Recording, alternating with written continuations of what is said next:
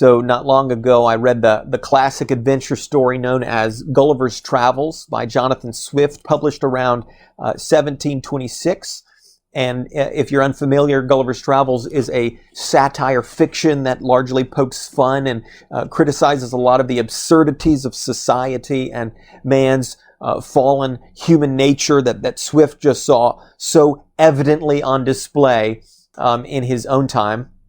I find it really quite ironic because a lot of what he gives attention to in the story, I think, is very reminiscent of things happening in our own day.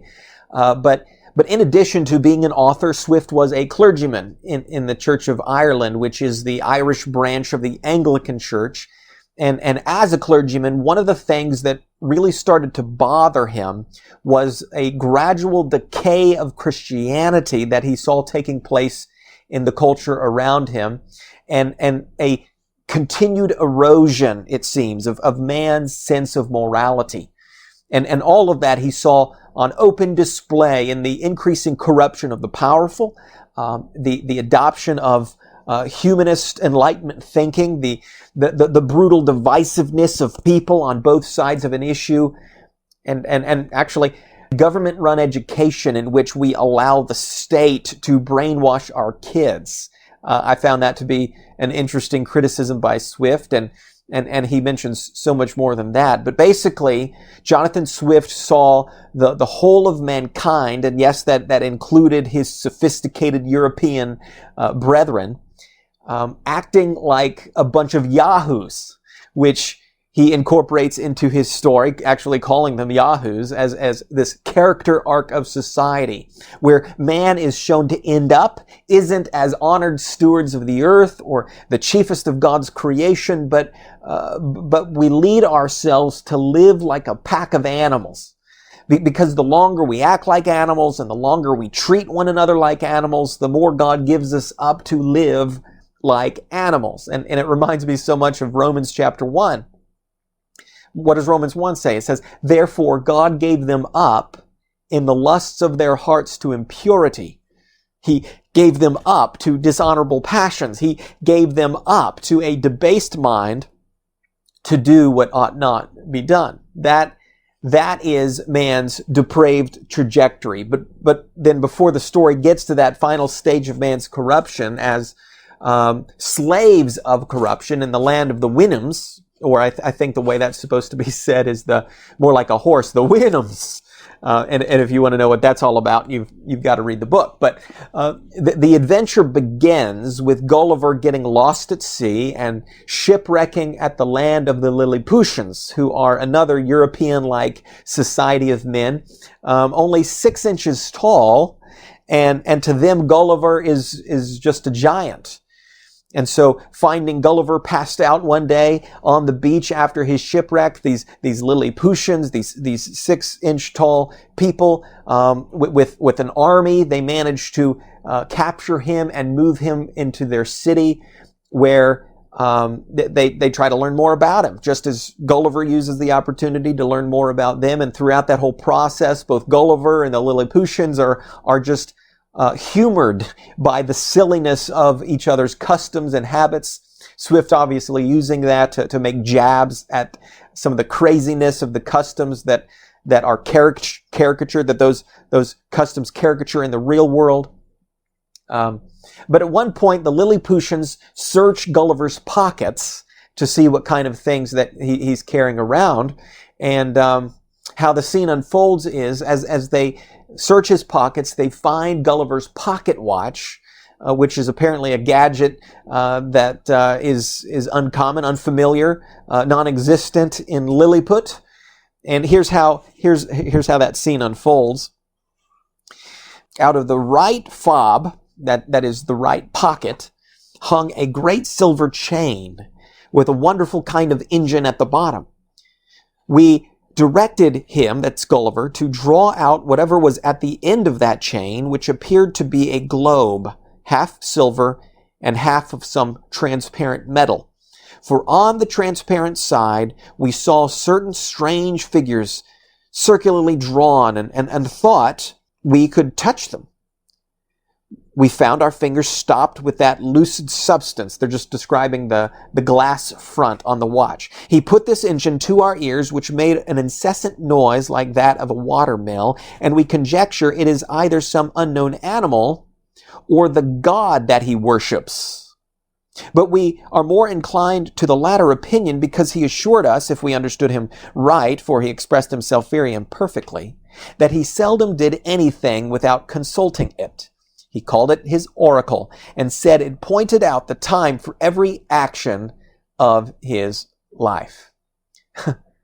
Think about that. It must be the man's God, for he seldom does anything without consulting it. It points out the time for every action of his life. Apparently, one of the silly habits that Swift saw common in his own 18th century society was the obsessive, nearly idolatrous habit of people constantly checking their pocket watches to prompt them on what they should be doing at that time or where they should be at a particular time of day. It was as if the pocket watch, as great of an invention as it was beginning to dictate everyone's morning to evening activities, so much so that an outside observer would assume that the watch must be a person's god because of the level of attention and devotion he's giving to it.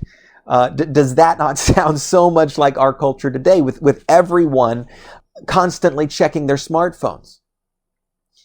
As soon as we get up, what do? We tend to check our phones. Before we go to bed, what do? We check our phones one more time. While sitting at stoplights, people are checking their phones. While standing in elevators, checking their phones. While sitting down for a meal, they check their phones.